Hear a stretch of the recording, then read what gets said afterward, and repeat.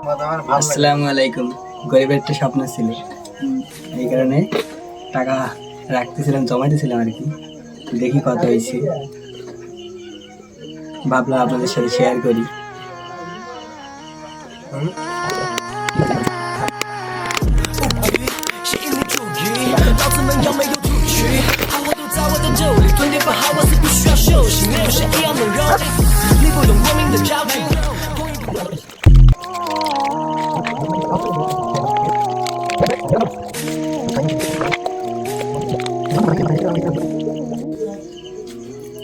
Finally আমার একটু 10 টাকা দেখি কত হয়েছে, এখনো গোনা হয় নাই, তো বাকিটা গুনে পরে ভিডিওতে দিবেন।